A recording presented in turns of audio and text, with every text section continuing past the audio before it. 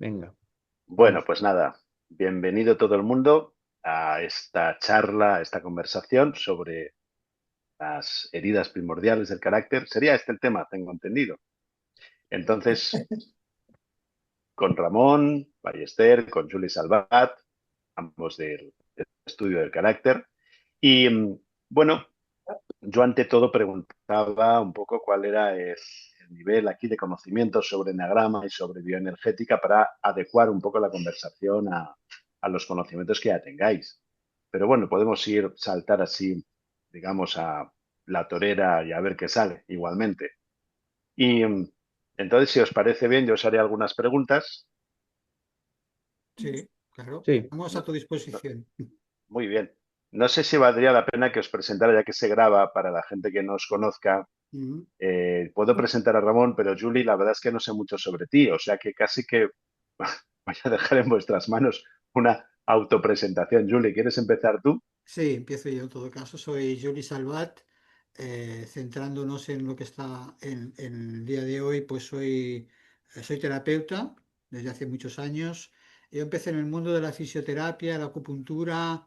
Llevo más de 30 años trabajando con pacientes y unos más de 15 ya como psicoterapeuta. Y con Ramón, Paco y Ana iniciamos la aventura de la formación en Barcelona de estudio interactivo del carácter, de la mano también de Juanjo.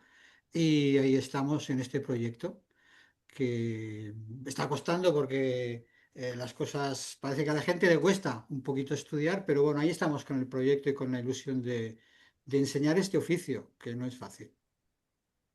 Muy bien. Ramón Ballester. bueno, yo estoy metido en esto desde tiempo inmemorial.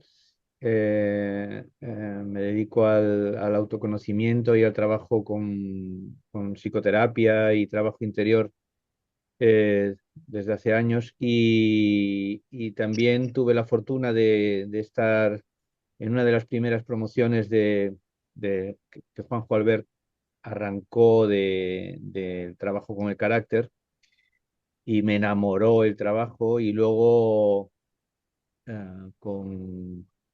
cuando lo hablamos con Julie, con Paco, con Ana y con Ale, que en la primera arrancada estuvo con nosotros, Ale Ruggiero, pues nos aventuramos en poner en marcha la formación y, y ha sido todo una odisea el ponernos a enseñar, porque claro, una cosa era aprender, otra cosa era practicar y otra cosa era, o sea, ejecutarlo, llevarlo a la práctica, pero otra cosa distinta era enseñarlo y además enseñarlo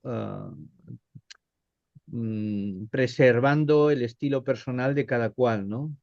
Eh, entonces, ha sido bonito, interesante y apasionante estar juntos en esto y en esto seguimos. Una buena parte de nuestras reuniones nos ponemos a hablar de la logística, de tal, del calendario y al cabo de un rato ya estamos hablando de la teoría y qué dice el psicoanálisis y aquel ejercicio y no sé qué y tal. Y en un momento dado nos calentamos y le damos cuerda al material, al contenido de lo que de lo que tenemos entre manos. O sea que pasión no nos falta. Muy En esto, bien, ¿no?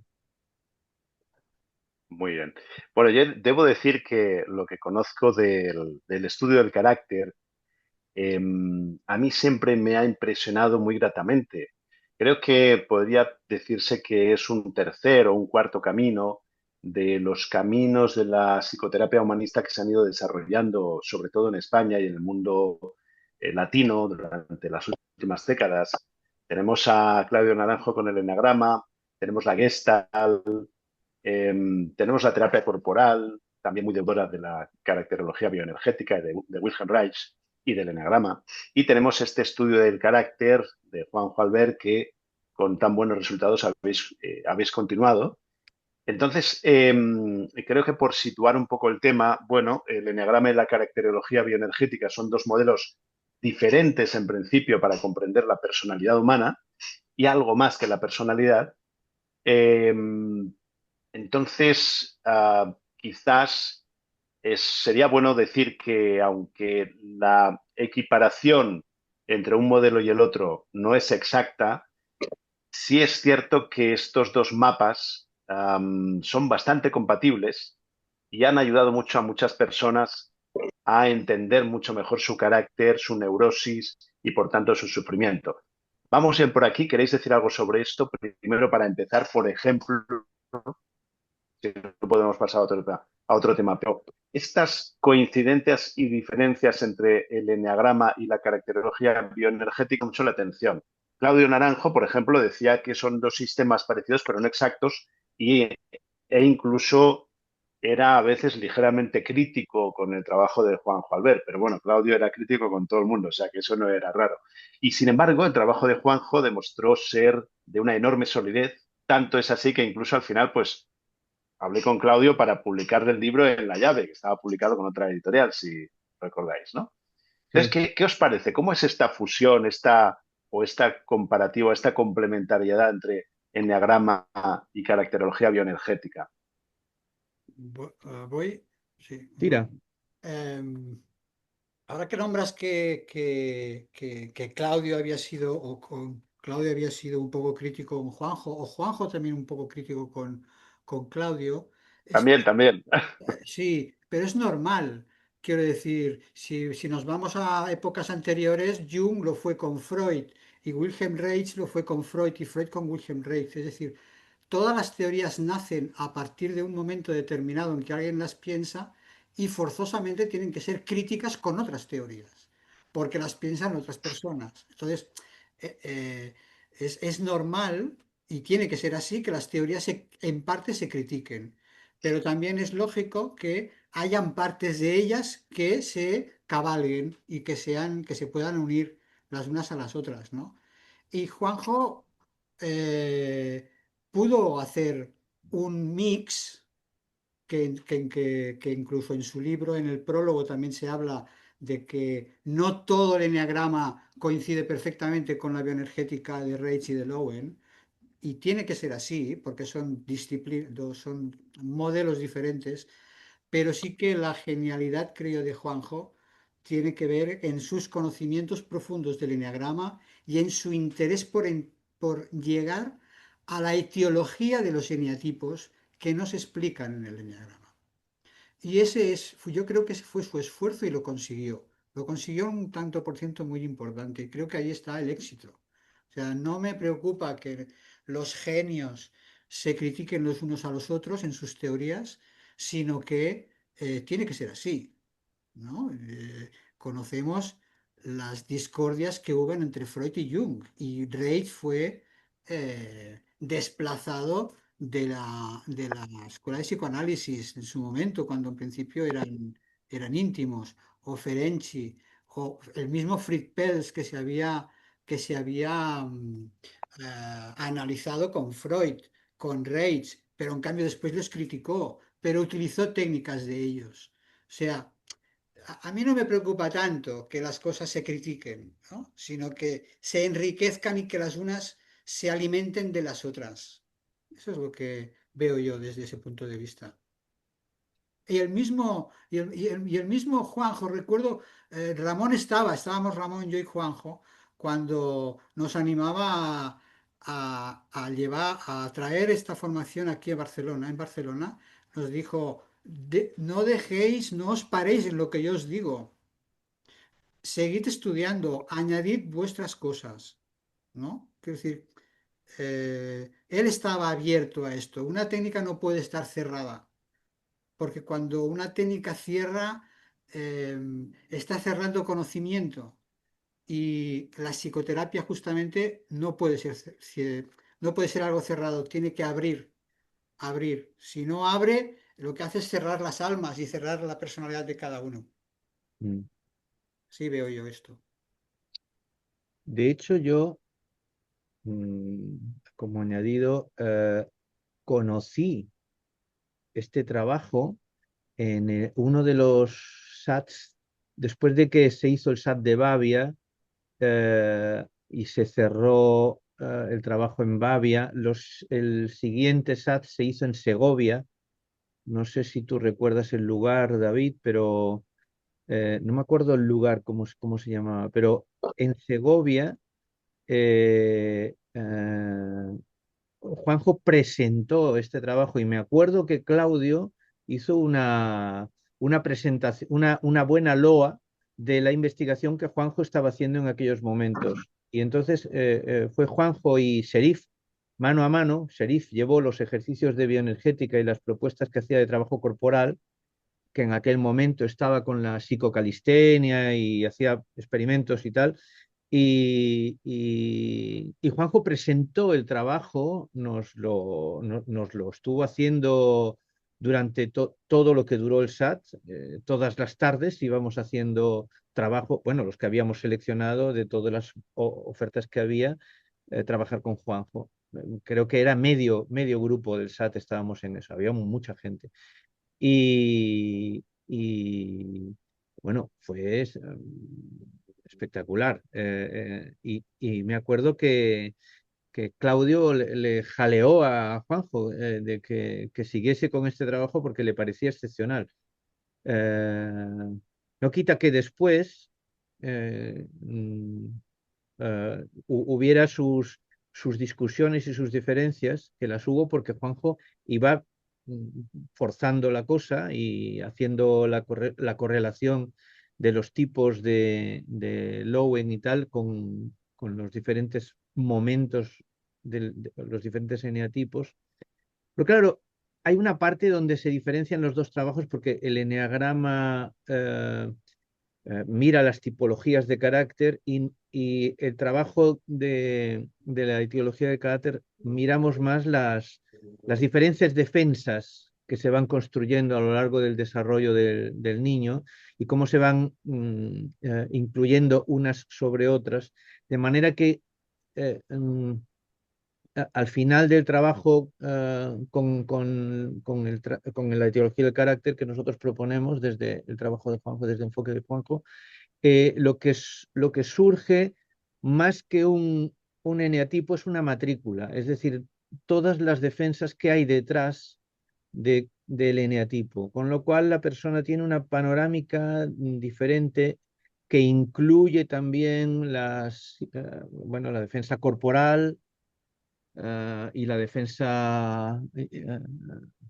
digamos, constitucional, el manejo energético eh, que tiene, que es algo que en el enneagrama, cuando se aprende, eso no se mira tanto. Con lo cual yo creo que es lo que dice Julie, nosotros aportamos algo que complementa el trabajo con el enneagrama. Desde luego, mucha gente que ha hecho el enneagrama y que más o menos se ubica, el trabajo con la teología del carácter le enriquece, le aporta cosas para conocerse mejor, vamos. Creo que es muy interesante lo que dices. Me parece que el libro de Juanjo Albert, Carácter y Neurosis, y otras lecturas complementarias, como por ejemplo se me ocurre ahora el libro de Vania Reicher, Infancia, la Edad Sagrada, que es todo un viaje a través de la formación del carácter en la infancia y que además también habla de enneagrama y de caracteres bioenergéticos, ya que Vania Reicher es una gran entendida en este asunto también, ha desarrollado su Mm. trabajo en Brasil. Bueno, pues El libro toda... perdona, Sí, David, el libro de Juanjo es Ternura y Agresividad. sí, Carácter ¿qué he y dicho? Neurosis, Sí. Carácter y Neurosis es el de Ah, Claudia a propósito del enneagrama. lapsus. Lapsus Lapsus. linguae. No ¿En qué pasa estaría yo nada. pensando? ¿En qué estaría yo pensando? Oh, perdón, ternura y agresividad, quería decir. Pues eso, libros como Ternura y Agresividad, como Infancia, la Edad Sagrada, realmente contribuyen a ampliar y profundizar muchísimo la mirada.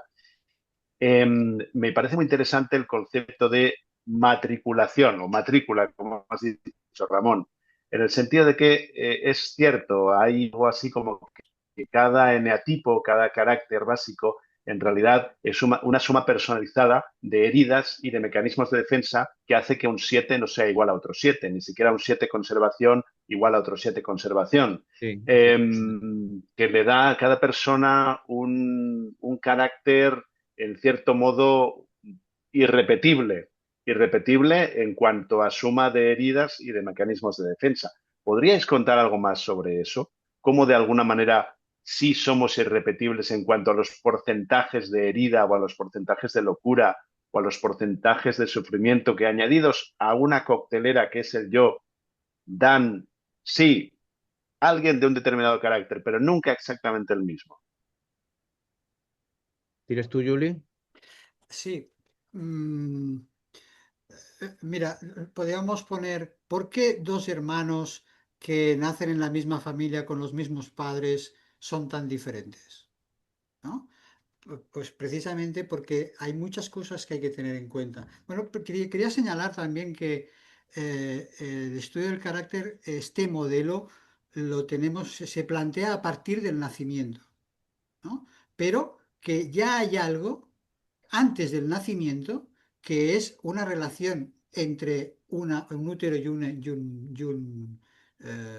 un bebé que está dentro del vientre de una madre, en donde ese bebé ya va a nacer con un temperamento diferente al que nacerá un hermano posterior. Y eso ya marca, ya tiene una marca, que es un temperamento distinto, ¿no?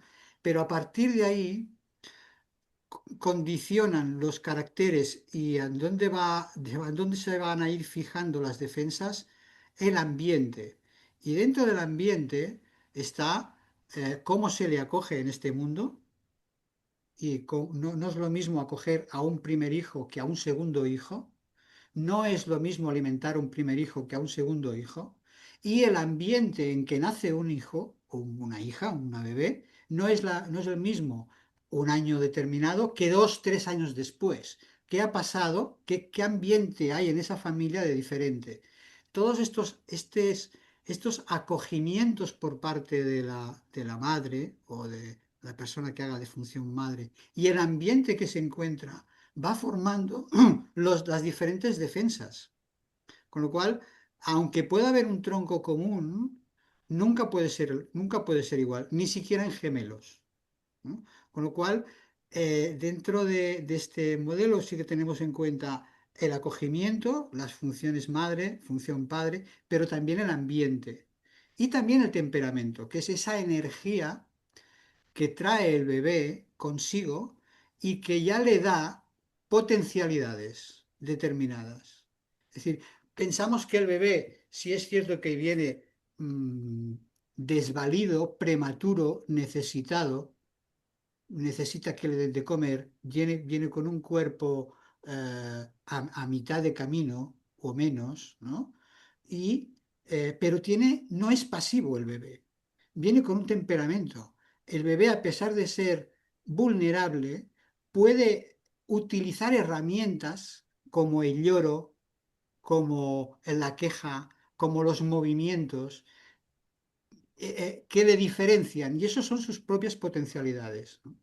Y eso va marcando que en cada etapa, desde la preoral, oral, masoquista y hacia adelante, cada bebé va desarrollando sus capacidades y en función de cuál es su acogimiento en el mundo, cuál ha sido el primer trauma, mm, que es el del nacimiento, y no es el primer trauma para una primeriza que para una mujer que tiene el segundo, no es lo mismo, con lo cual ese traspaso de un ambiente acuático a un ambiente aéreo es muy diferente y conforme se van haciendo, el bebé va adquiriendo sus defensas a aquello que se va encontrando. Por eso nunca van a ser iguales dos hermanos o dos sietes o dos ochos o dos cinco o dos esquizos, porque los ambientes siempre son distintos.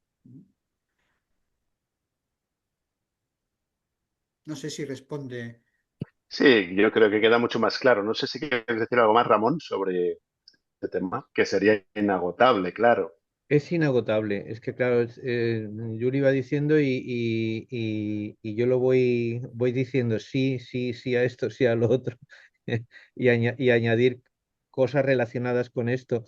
Pero sí, es cierto que, yo qué sé, tú y yo, David, que participamos, bueno, y Yuli, que participamos de un carácter similar, fijaros lo diferentes que somos entre los tres. y sin embargo participamos de una forma, un comportamiento similar, una manera de afrontar la realidad. Pero claro, yo me pegué una hostia con la bici de una manera, tú tropezaste con una piedra y te diste en los dientes, y Julie tuvo otro accidente, y tenemos cicatrices diferentes, de diferente manera y en diferentes oportunidades, ¿no? Y eso marca estilo. Es como que los tropezones marcan estilo. Y es cierto que a esto que comenta Julie, pues claro, nacemos con una serie de necesidades básicas, necesidades obligatorias, como que dice, como organismo, y tenemos la expectativa saludable desde un organismo que quiere crecer y vivir y tirar para adelante. Tenemos la expectativa de que el entorno, mamá, bueno, lo que en un momento dado luego se diferencia como mamá, porque nada más nacer somos uno con mamá, y ahí somos un cuerpo con mamá, ¿no? No hay diferencia, pero sí que está la expectativa de nutrición, la expectativa de satisfacer la necesidad de nutrición, la necesidad de amor, la necesidad de respeto. Bueno, hay una serie de necesidades, de sentimientos básicos que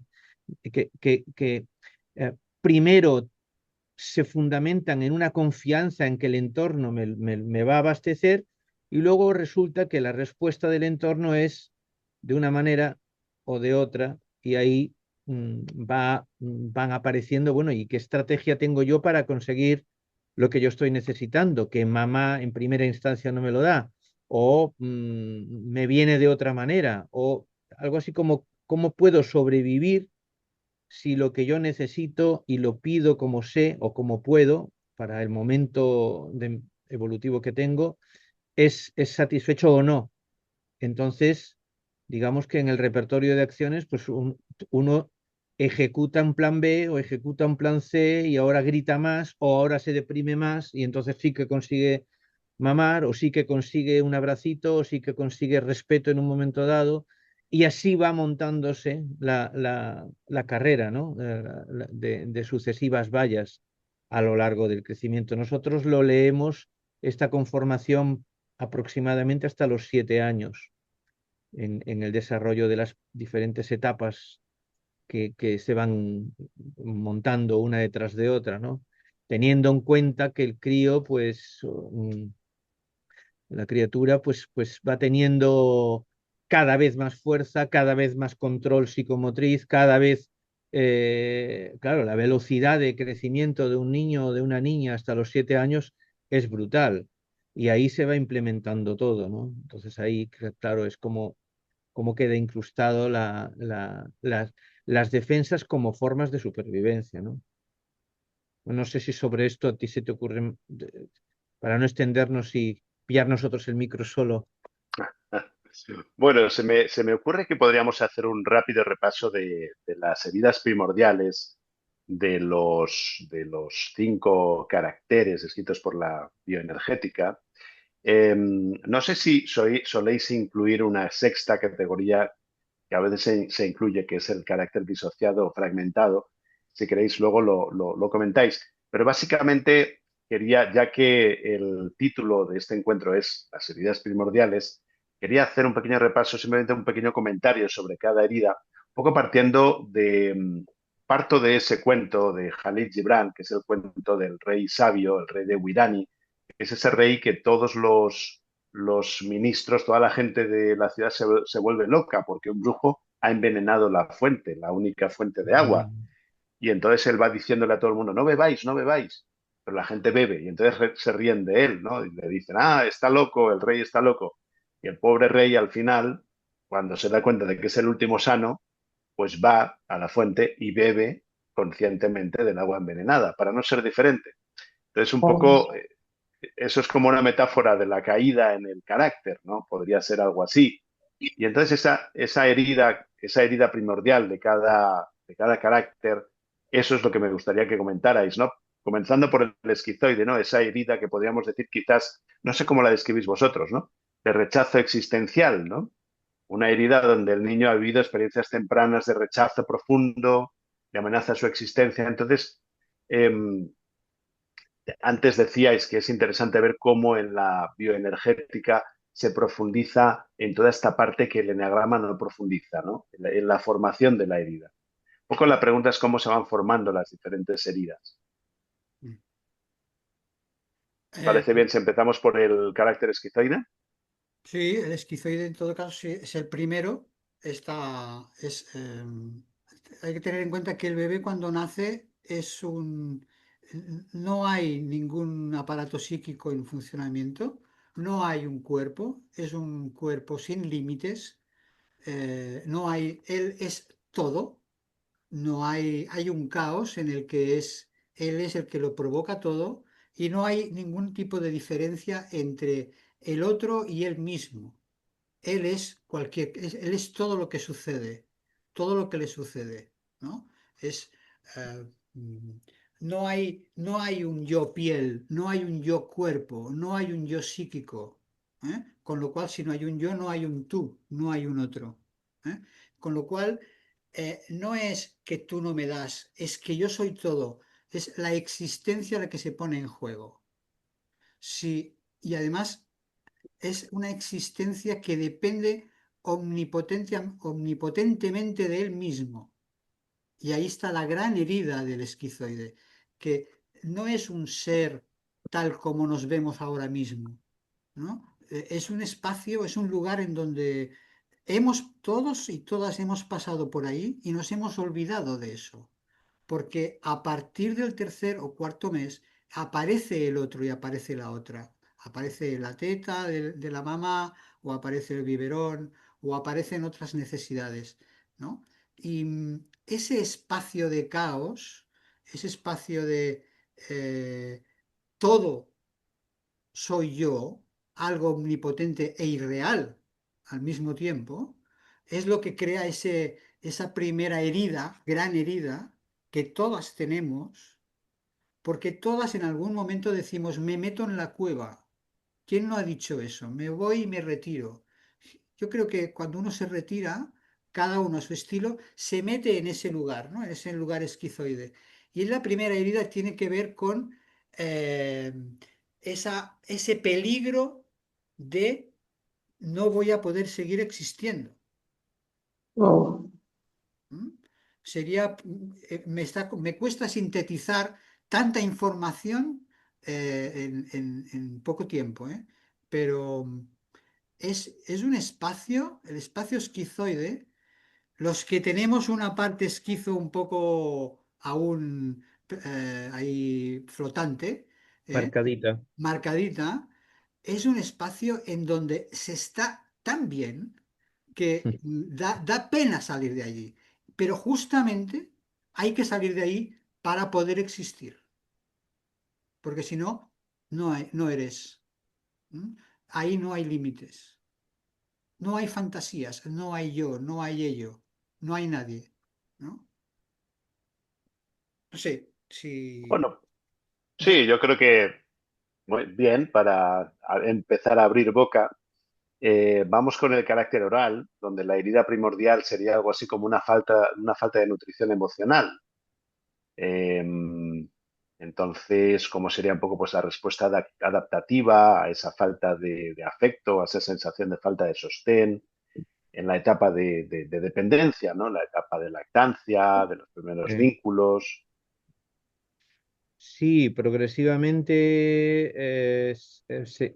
todavía en ese estado más o menos fusional, se empieza a identificar la necesidad progresivamente de la teta. Va cambiándose el impulso, la pulsión de succión, el reflejo de succión por un acto voluntario de demanda de la teta y de satisfacción de la necesidad de mamar, ¿no?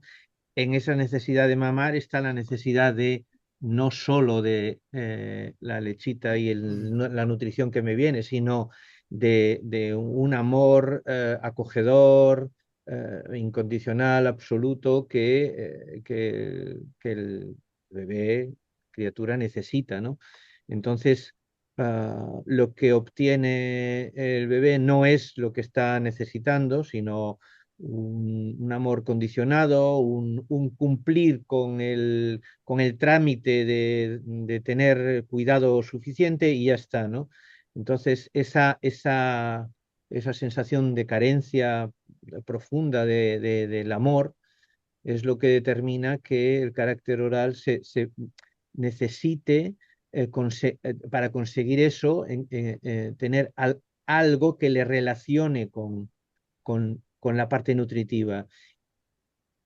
Algo que sucede es que en este tránsito, lo que le permite conseguir lo que quiere es desenergetizarse, deprimirse, ¿no? Entonces, eh, obtiene algo de lo que necesita si no llora demasiado, si no grita demasiado, si no demanda demasiado, y parece que ahí lo obtiene, de manera que el carácter oral tiene una tendencia energéticamente a la descarga, a la desenergetización, ¿no?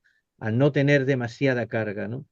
Y entonces queda en un estado abierto de demanda, ¿no? Como en este tiempo, en ese momento, se va sensibilizando toda la zona oral, el segmento oral, llamamos segmento a los paquetes musculares de todo el organismo, de todo el cuerpo, entonces va quedando en esta zona esa impronta, y entonces por eso se le llama etapa oral, ¿no? Porque es la etapa en la que esa necesidad, pero no es una necesidad solo de oralidad de mamar, sino la oralidad en ese momento es la oralidad del amor, fundamentalmente del amor, ¿no?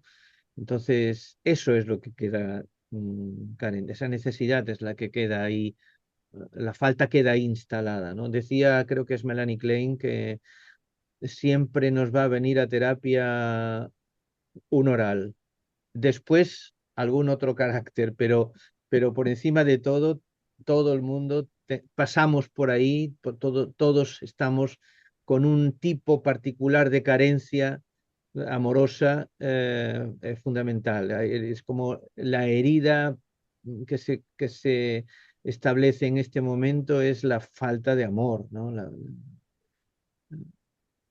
Yo, perdón, Tira, tira, tira. yo aquí en este punto sí que añadiría que no se puede entender este modelo o esta forma de trabajar sin nombrar algo de la energía. Es decir, que todos tenemos un impulso de vida que Juanjo Reich ya le llama un impulso unitario que se va a subdividir en el subimpulso tierno y el subimpulso agresivo, teniendo en cuenta que entendemos el subimpulso tierno como el darnos cuenta. ¿Qué necesito? Tanto a nivel cognitivo, sensorial, físico o emocional, de contacto. El subimpulso tierno. Y por otro lado está el subimpulso agresivo, que no tiene que confundirse con violencia, sino que es cómo consigo aquello que necesito. Y justamente en la etapa oral es cuando esto se pone más en marcha, ¿no? Es en el momento en que el bebé empieza a darse cuenta de sus propias necesidades, empieza a reclamar con el impulso agresivo, él se da cuenta de que tiene hambre, eso es eso es un aumento de tensión y un aumento de displacer interno, y busca una fórmula para poder satisfacer. Y puede ser el llanto o cualquier de otra manera. Entonces, siempre estamos jugando con el impulso tierno y el impulso agresivo. ¿Cómo, cuando somos mayores ya, cómo manejamos con el subimpulso tierno? ¿Cómo nos manejamos? ¿Cómo nos enteramos de lo que nos pasa? ¿Y cómo vamos a buscar la satisfacción? ¿No? Y estas descompensaciones en cada uno de los caracteres es lo que se juega con esto, ¿no?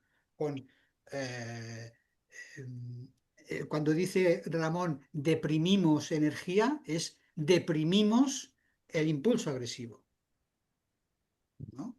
Bueno, mm, Es importante empezar a entender el modelo desde ahí, desde la energía también. Cable ujú. rojo, cable azul. ¿Cómo? El cable rojo y el cable azul. Ah, eh, de- de- eh, Comparando la energía con el enchufe. sí, sí, sí. Sin los dos no hay luz, ¿vale? No hay power sin los dos, ¿eh? Si yo no me doy cuenta, y esto es importante en la clínica, a un paciente no se le puede pedir, no se le puede decir, pero ¿por qué no? ¿Por qué no haces esto?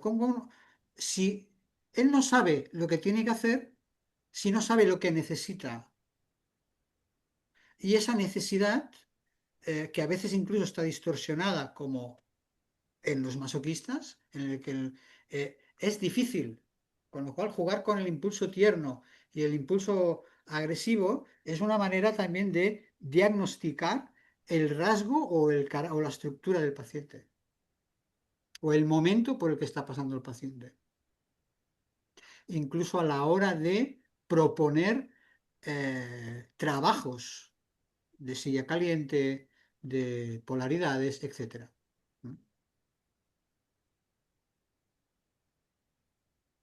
Bueno, vamos allá, si os parece, con... Solo estamos en la segunda, ¿eh? Sí, Bueno, no sé, sí, La no sé segunda. cuánto tiempo queréis que dure esto, pero estar hasta las tantas, No sé, hasta las porque 11 ya va bien. sería interesante y habría para más, hasta las 11, por bueno, ejemplo. teníamos previsto hasta las 8 y más o menos y después que hubiera algo de Sí, coloquio entre todos, no hasta donde lleguemos, ¿no? sí, creo que mejor para, sobre todo para a efectos de que la gente pueda después verlo en YouTube o en redes sociales un Ujú. poco más compacto. Pero bueno, material no falta. Vamos allá con el tercero, que es el carácter psicopático. No, Entonces masoquista. aquí, Nosotros ponemos ahí. perdón, Ya claro, lo es has- verdad, el masoquista. Sí, sí, cierto, cierto. Pues vamos, claro, es bueno, claro, sí, el primero el masoquista, claro, sobre todo en el libro de Juanjo está escrito primero el masoquista. Entonces, bueno, teníamos una herida primordial de humillación que surge cuando el niño ha sido pues constantemente avergonzado, criticado, reprimido en sus instintos o impulsos naturales como alegría, como rabia, como lo que sea. Entonces, ¿qué podéis decir del carácter masoquista? Bueno, la personita que va siendo el niño, la niña, empieza a tener fuerza, empieza a caminar, aparece el lenguaje, se puede empezar a expresar de una manera rudimentaria, pero y se va alejando de mamá y va teniendo una fuerza diferente que la que tenía en la cunita. Entonces, en ese proceso, que es motriz, simultáneamente aparece algo que es psicoemocional, que es poder poner sus límites, marcar una distancia. Hay un momento donde el niño, la niña se empieza a diferenciar y a dar cuenta de que mamá es mamá, está el otro ahí y papá está ahí y yo estoy aquí y se ve en el espejo y se diferencia y empieza a identificarse como yo. De una manera rudimentaria, porque muchas veces habla de yo como él, fulanito, pero sí que es cierto que empieza a marcar una distancia. Y esa distancia, ese no rudimentario que el niño empieza a expresar, no quiero el yogur, eh, mm, eh, es frustrada. Al mismo tiempo hay una presión porque el proceso de sensibilización ya ha llegado al final del tubo digestivo y aparece el control de esfínteres, por eso es la etapa anal. Entonces hay un proceso de no, también a no dejo salir la caca, ¿no? Ahí aprieto. Y entonces ese no es un no también psicológico, un no en el lenguaje, un no en la actitud, un no, cómo poner límites, ¿no? Entonces, cuando eso es negado, cuando eso es faltado, y ahí se vive podríamos decir, una humillación. No es tan una cuestión tan de orgullo, sino si es física, ¿eh? Es una cuestión más de actitud ante la vida. El niño se va y, y lo que obtiene es un machaque a su no, ¿no? A su poner límites, a su movimiento espontáneo de empezar a explorar el mundo, a tocar los botones, a meter, a encender la tele, yo qué sé, hacer cosas que empieza a tener un cierto poder con el entorno y aparece toda la parte exploratoria, ¿no? de los pequeñitos. Mm. Ahí aparece otra herida profunda. Y tanto es así que el niño o la niña en ese momento, así como el carácter oral energéticamente deprime la energía, el carácter masoquista lo que hace es contenerla, aguantarla. Eso conforma un cuerpo con unas características especiales más de agarrotamiento, de apretura, ¿no? La conformación corporal es diferente.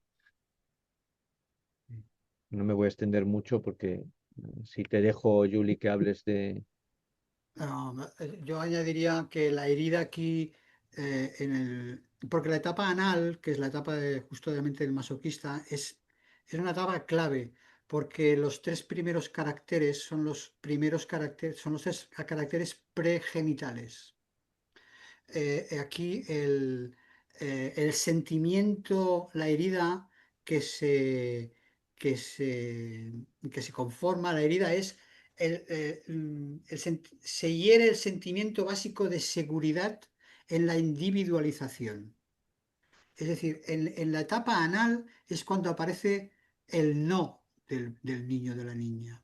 Es yo no lo quiero, yo no me quiero vestir ahora, no lo quiero hacer así, lo quiero de esta otra manera.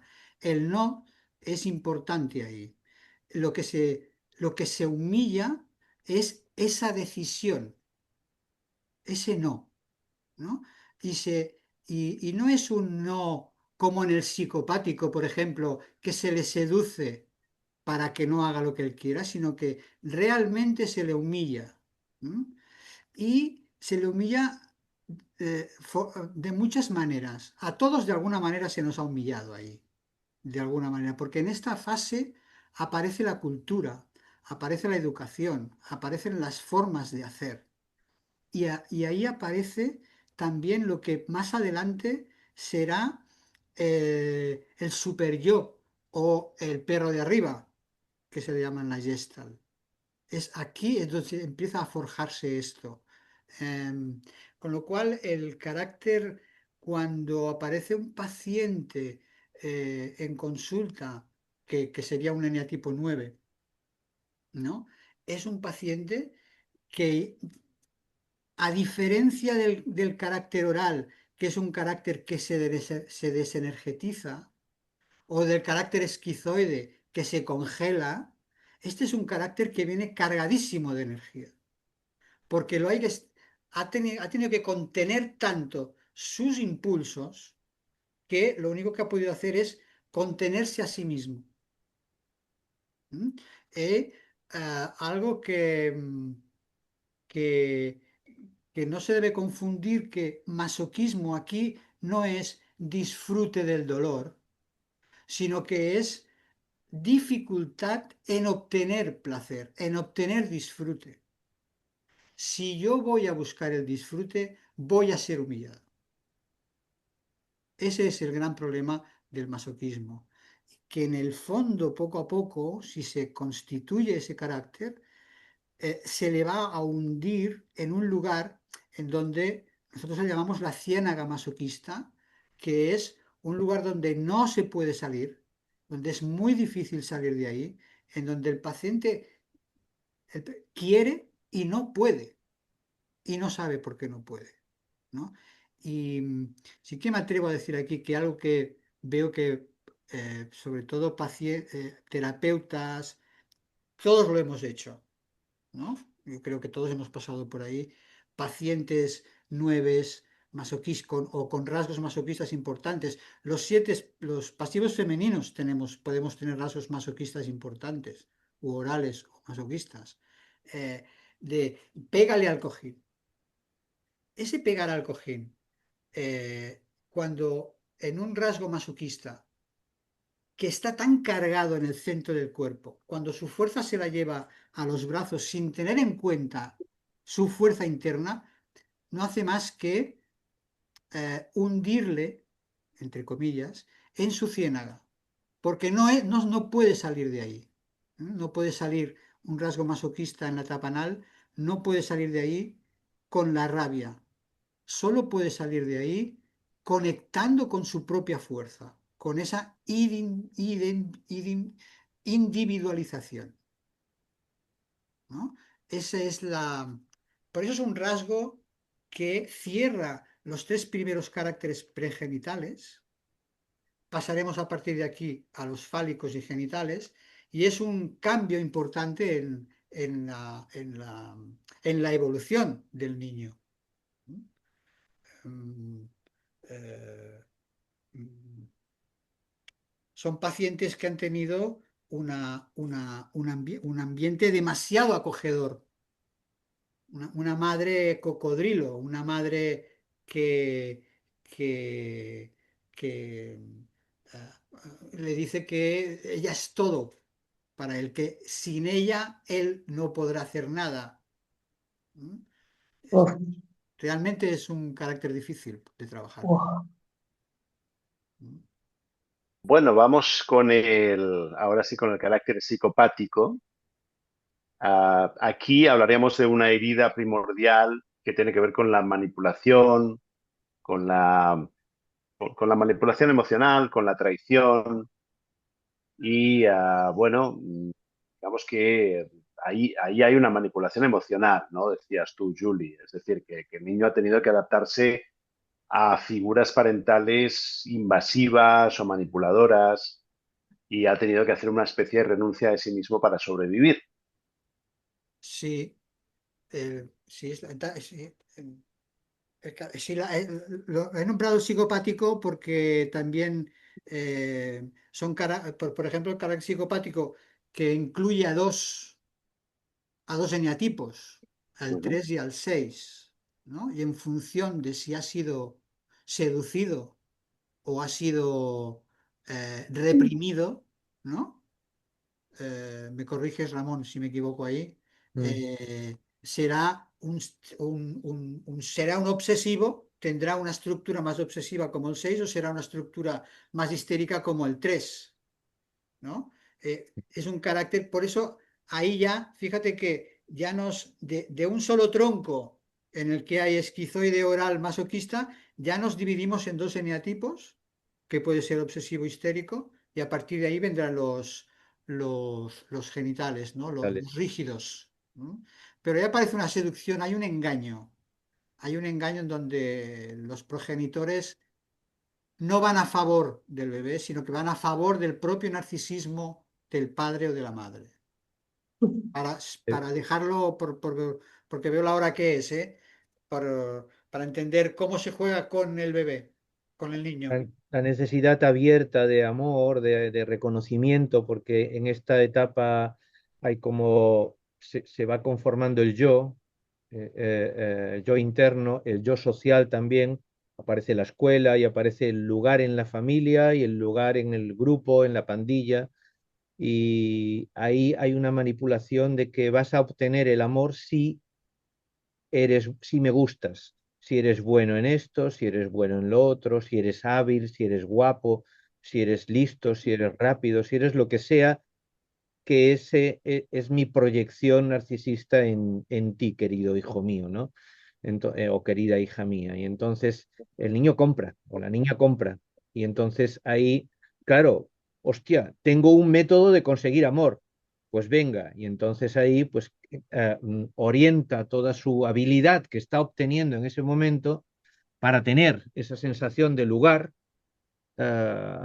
Su comportamiento está orientado a no fallar, a ser bueno en lo que ha sido reconocido. Y queda una sustitución del sentimiento de ser por el parecer, ¿no?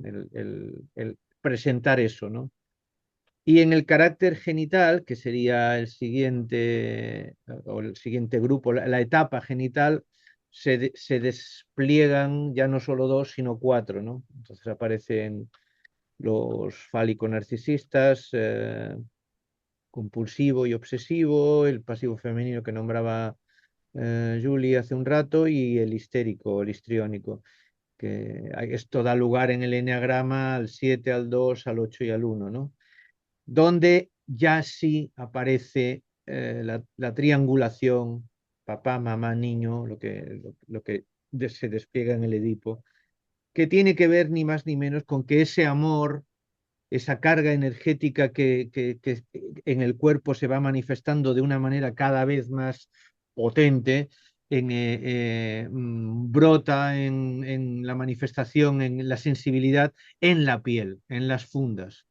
Se acaba de hacer la funda cerebral, el córtex, se acaba de hacer la funda de la piel, muchas fundas, muchas fascias se acaban de terminar, y el niño, la niña son amorosamente eróticos o eróticamente amorosos. Entonces necesitan una respuesta de contacto amoroso, físico, erótico, placentero, porque la sexualidad en este momento, podríamos decir, es una sexualidad de leche, es una sexualidad que no es reproductiva, es una sexualidad, sensualidad, es inocente. Y entonces, claro, con lo que se encuentra la niña, el niño, es con la sexualidad digamos, el tabú del padre, la madre o de los dos con respecto a lo que ellos interpretan o se les despierta como, con la erotización del niño o de la niña, se les despierta a nivel sexual. Y ahí, en algunos casos, hay un apartamiento y en algunos casos hay una utilización a grandes rasgos. Luego hay que entrar en los matices, ¿no? Pasa que se nos dan las 8 y, ostras, no creí que pues, porque estamos dándolo con cucharita de café, ¿eh? Pero, Bueno, la verdad es que muy interesante. O sea, sí, hay que tener en cuenta que, claro, esto es simplemente vamos, la guinda del pastel, es la puntita del iceberg. Entonces hay millones de cosas que aprender. Yo mismo os oigo y considero seriamente la posibilidad de apuntarme a la formación, porque vamos, hay como algunas cosas que he leído, pero aquí manejáis canela fina en cuanto a información interesante. Y luego hay una parte que no os he preguntado, que es, claro, ¿cómo organizáis la formación a nivel experiencial? Es decir, hay una parte que es la teoría, por supuesto, que la explicáis sí. muy bien, pero ¿cómo organizáis a nivel experiencial? ¿Qué hace la gente en la formación? ¿Se desnuda y baila con plumas y maracas? ¿O cómo es la cosa? Antes de que aparecieses tú a las 7 menos algo, estábamos precisamente Julie y yo hablando de eso, ¿no? De cómo enfocamos nosotros la manera de aprender. No sé, ya que tú me lo estabas explicando a mí, Julie, ¿por qué no lo hablas tú? Bueno, yo cuando nosotros planteamos la formación, antes de plantearse cómo hacer una formación, nos preguntamos cómo se tiene que explicar, cómo se enseña la psicoterapia, ¿no? ¿Qué Mm. necesita un qué se necesita para ser psicoterapeuta? Entonces, nosotros entendemos que la psicoterapia no es lineal, el aprendizaje de la psicoterapia no es lineal. El aprendizaje de la psicoterapia es circular y en espiral, ¿no? Y, y desde ahí entendemos tres grandes columnas. La columna del estudio, el estudio teórico de aquel pilar que tú quieres, sobre el que tú vas a desplegar tu ética como Claro. profesional. ¿Sobre qué voy a trabajar? ¿Voy a ser psicoanalista? ¿Voy a ser conductista? ¿Sobre qué voy a trabajar? Hay una parte de estudio didáctica sobre esto que la contemplamos, claro. Hay que estudiar. La otra columna es la práctica supervisada. Es decir, la teoría sin poner en práctica lo que estás estudiando y no sirve. No sirve que alguien te diga, estoy estudiando pero no tengo pacientes. No, no, hay que tener pacientes. Con lo cual nosotros en el segundo curso ya damos la opción de que durante un año vas a tener un paciente y vas a ser paciente. Y ese doble rol se va a supervisar, ¿no? Esa es la segunda columna. Y la tercera columna, que ya no depende tanto de nosotros, pero que es necesaria para ser un psicoterapeuta, es la terapia propia. Es decir, el estudio didáctico, la terapia propia y la supervisión. Esto es lo que tenemos, tal como lo tenemos, tal como lo vemos. Ujú. Y añ- es imprescindible en este modelo lo corporal. Lo corporal que va ligado a lo energético y a lo emocional. ¿Mm? Entonces, hay una parte importante de bioenergética, de pasar por la bioenergética, de entender cómo es el trabajo bioenergético basado en el estiramiento, la relajación, la tensión y la relajación. Así lo planteamos, ¿no? A grandes rasgos, ¿eh? Y todo esto, y me atrevo a decir, con rigor. Los tres, los cuatro que somos en este momento, Paco, Ana, Ramón y yo, somos rigurosos en eso. Mm, Así lo planteamos. Sí. Pero me queda un... Puro de ese rigor. ¿Perdón? Sí, adelante, adelante. Adelante, adelante. Que no me quería... Me ha quedado una pregunta que tú has dicho antes de si contempláis un sexto carácter. Sí, Sí, que, no, sí, no un sexto carácter, pero sí que a veces se habla de el carácter disociado o fragmentado. sí. Entonces, Bueno, ¿qué pasa cuando alguien, digamos, que se queda en esa fragmentación, ¿no? muy, muy rápido, pero sí que es algo que es un carácter que es un carácter no carácter. Es algo que es con lo que en lo que nos estamos encontrando en clínica ahora, ¿no? Hay una escisión de entrada en donde hay un self, hay un yo que no se ha constituido, ¿no? Y cómo conseguir introducirlo en el carácter, de alguna manera. No está Ujú. descrito en el libro de Juanjo, pero forma parte de la actualidad clínica. ¿Mm? Y Sí. disculpa te he interrumpido, me preguntabas algo. No, bueno, está en esta aclaración, porque algunos modelos también lo incluyen. En todo caso, estoy convencido de la calidad de esta formación. Me parece muy interesante lo que cuentas en el sentido de entender que hay algo muy aprovechable para un terapeuta, sobre todo un terapeuta en formación o un terapeuta que quiera profundizar sobre la herida primordial y desde luego conocer bien la herida primordial de tu paciente te hace pues, la mitad de la terapia, por supuesto. Pero además me imagino que cualquier persona que quiera profundizar en su propia historia personal, en sus propias heridas y conocerse con entidad, rigor y profundidad, encontrará en esta formación un camino excelente también. Es decir, no solamente es para terapeutas. Sí, siempre me acuerdo de un comentario que le oí, bueno, que me comentaba Paco Peñarrubia, que muchas veces una formación de este estilo tan estructurada, con un orden y un rigor, era una forma de trabajo interior con programa.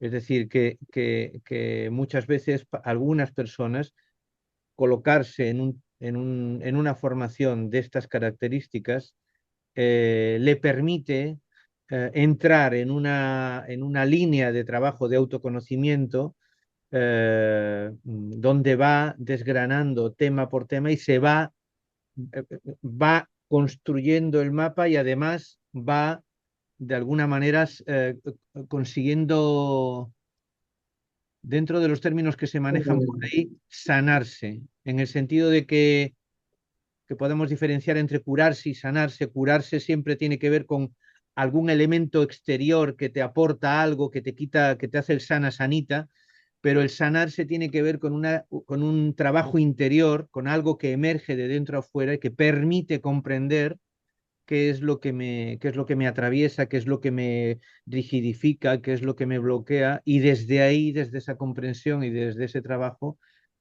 puede haber una transformación, pero de dentro a fuera, y estoy entendiendo así la sanación, ¿no? Entonces, claro, el trabajo en la formación, los 2 años, los 2 cursos que hacemos, bueno, las personas que lo han hecho pueden atestiguar que ha habido un antes y un después. Es decir, mira, me sale el pulgarcito aquí. Cada vez que levanto el pulgar, sale un pulgar ahí abajo. Tengo que tener cuidado con el pulgar. Pulgarcito, pulgarcito, para que lo sepáis, para todos, pulgarcito es la conciencia, tú lo sabes, ¿no, David? En los cuentos, pulgarcito representa la conciencia, es el que toca a los diferentes Claro, niveles de claro. experiencia, ¿no? Entonces, mm, bueno, ya bajo el pulgarcito. Yo algo aprendí sobre conciencia contigo cuando caí en tus manos y fuiste mi terapeuta durante 7 años, creo yo.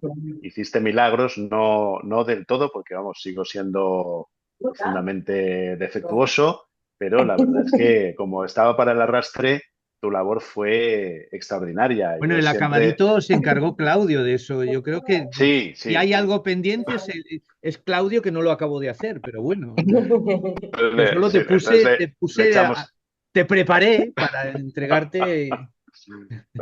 entonces echamos la culpa a Claudio. Sí, En sí. todo caso, yo siempre recomiendo encarecidamente cualquier formación que toque Ramón Ballester o conocía, no te conocía, pero bueno, vamos, me ha encantado escucharte también. Recomiendo todo lo que haga Ramón Ballester por su enorme humanidad y por su profunda inteligencia y conocimiento de la condición humana. Así que ya sabéis, recomendadísimo. No sé si alguien por ahí se va a apuntar, pero recomendadísima esta formación. Creo que llegados hasta ahora ya quizás sea el momento de escuchar alguna pregunta o comentario, duda, Mm. aportación, si En, alguien to- tiene algo que decir. en todo caso, voy a dejar de grabar y así nos vemos todos en pantalla, si os parece. Muy Muy bien. bien. Ah,